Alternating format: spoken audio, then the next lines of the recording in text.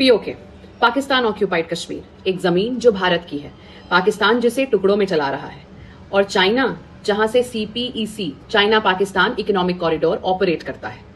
लेकिन पूरे भारत के लिए, स्पेशली यूपीएससी एस्पिरेंट्स के लिए and for a student crowd also and for a general knowledge also, PoK सिर्फ एक हेडलाइन नहीं है।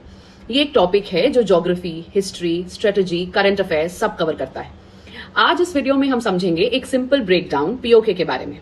तो इस वीडियो में हम देखेंगे पीओके की ज्योग्राफी, उसकी हिस्ट्री, उसका स्ट्रेटेजिक इंपॉर्टेंस और सबसे important latest developments like operation Sindoor, Shri Rajnath Singh ji का statement on PoK, very current, and end में मेंस और प्रीलिम्स के exam ready questions.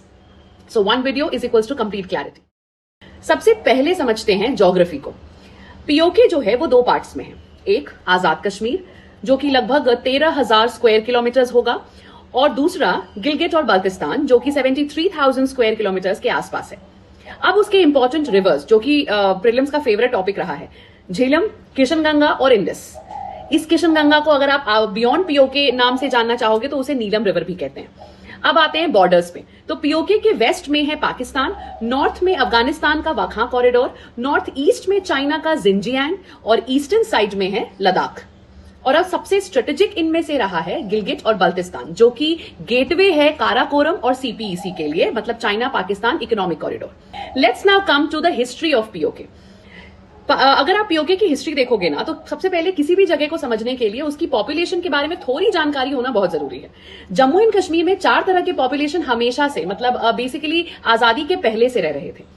So in simple terms, if we understand, then ancient Jammu and Kashmir में Hinduism dominant रहा है, फिर बुद्धिज्म ने जगह बनाई, फिर मिडाइवल जम्मू एंड कश्मीर में Islam became majority in Kashmir valley, but Hindus यानी कि डोगराज हमेशा से स्ट्रांग रहे जम्मू में, और लद्दाख में बुद्धिस्ट, जो कि आप आज भी देख सकते हैं। So modern Jammu and Kashmir मतलब before 1947 Muslim majority population but under a Hindu Dogra ruler.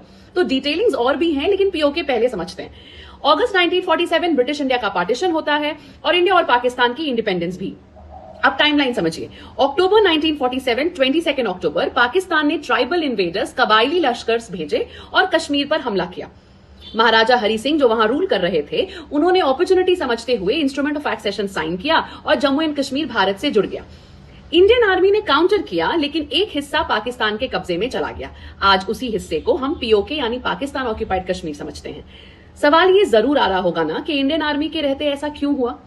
ये इसलिए हुआ क्योंकि इंडियन आर्मी ने श्रीनगर और वैली तो बचा ली, लेकिन एक्सेशन, इंस्ट्रूमेंट ऑफ एक्सेशन थोड़ा लेट हुआ था और अटैक तब तक शुरू हो चुका था। मुझे कमेंट सेक्शन में बताइएगा इंस्ट्रूमेंट ऑफ एक्सेशन से आप क्या समझते हैं। तो प्रॉब्लम यहां पर अटैक, एक्सेशन और डिफेंड, इनके टाइमलाइन का है। मतलब 22 अक्टूबर को अटैक हुआ, 26 अक्टूबर को इंस्ट्रूमेंट ऑफ एक्सेशन साइन हुआ और 27 अक्टूबर को इंडियन आर्मी ने चार्ज लिया और लड़ाई कंटिन्यू रही। लेकिन बिगिनिंग में ही, मतलब 22 अक्टूबर से 27 में ही कब्जा हो चुका था कुछ हद तक। अब 1 नवंबर 1947 को गिलगिट स्काउट्स यानी कि लोकल पैरामिलिट्री जो कि ब्रिटिश ऑफिसर्स कमांड कर रहे थे, उन्होंने रिवोल्ट किया against maharaja's rule and they wanted Pakistan.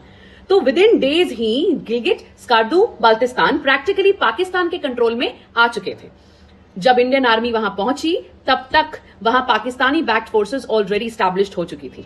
तो गिलगिट और बाल्टिस्तान को कराची अग्रीमेंट 1949 में पाकिस्तान को दिया नहीं गया, जो हर जगह लिखा रहता है, बल्कि 1947 के रिवोल्ट और ट्राइबल इन्वेजन के बाद ऑलरेडी पाकिस्तान के कब्जे में था। तो कराची अग्रीमेंट ने सिर्फ उस वक्त ग्राउंड पोजीशन को सीज फायर लाइन के रूप में एक्सेप्ट किया, वो भी ब्रोकर्ड एंड इंटरफेयर्ड, जो भी बोलिए आप, बाय यूनाइटेड नेशंस। आखिर यूएन आज और किसी के मैटर में तो कुछ नहीं कहते दिख रहा, बट चलिए शुरुआत थी भारत की उस समय, तो बात रख ली गई। फिर 1963 में पाकिस्तान ने शैक्सगैम वैली चाइना को दे दिया, जो इंडिया स्ट्रांगली अपोज करता है। कहां है ये शैक्सगैम वैली? मैप में देख सकते हैं आप, टॉप पर जहां मेंशन है चाइना ऑक्यूपाइड कश्मीर, सीओके। तो उस समय काफी प्लानिंग और प्लॉटिंग की गई थी, बिकॉज इफ यू रिमेंबर तो 1962 वाज इंडो चाइना वॉर। तो भारत को हर ओर से घेरने की प्लानिंग थी, जो कि सिर्फ एक प्लानिंग ही रह गई। ऑल्दो स्ट्रेटेजिक इंपॉर्टेंस अब कुछ समझ आ रहा होगा, लेकिन आइए इसे और समझते हैं।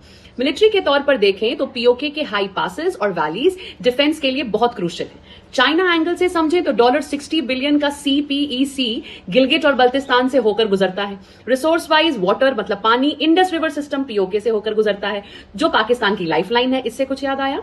ग्रेजुअली अगर आप रिलेट करें तो समझ आने लगेगा कि अभी उठ रहे पीओके में जो सैलाब है उसका पाकिस्तान गवर्नमेंट के अगेंस्ट होने का बहुत कारण है, क्योंकि जीने के लिए बेसिक नेसेसिटी चाहिए और इंडस वाटर जो कि पाकिस्तान की लाइफलाइन है। भारत ने कुछ ही महीने पहले इंडस वाटर ट्रीटी को कॉल ऑफ किया है, तो ये बेसिक नेसेसिटी यानी वाटर की नेसेसिटी भी एक कारण रही होगी। अब लास्ट जो कि है कनेक्टिविटी।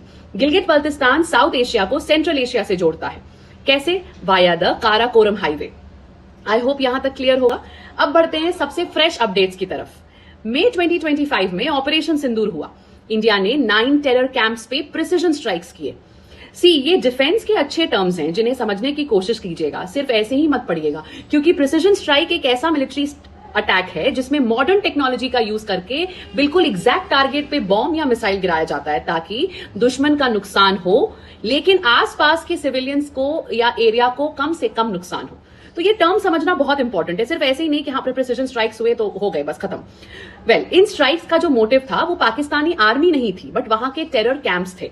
नेक्स्ट, सितंबर 2025 में डिफेंस मिनिस्टर श्री राजनाथ सिंह जी ने मोरक्को में कहा, पीओके खुद कहेगा मैं भी भारत हूं। और अब पीओके में लोकल प्रोटेस्ट भी हो रहे हैं। थर्ड, पाकिस्तान के गवर्नेंस के खिलाफ और स्लोगन्स तक उठ रहे हैं। किसके फेवर में? इंडियन गवर्नमेंट के फेवर में या इंडिया के फेवर में।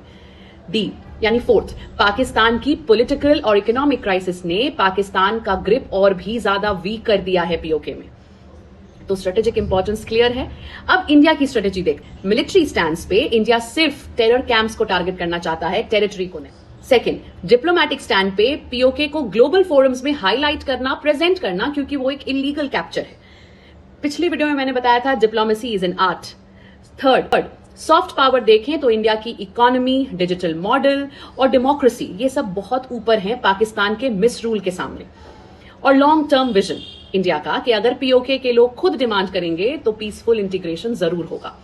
इसलिए डिफेंस मिनिस्टर ने ये कहा है कि पीओके खुद कहेगा मैं भी भारत हूं। Well, that's all for now about PoK.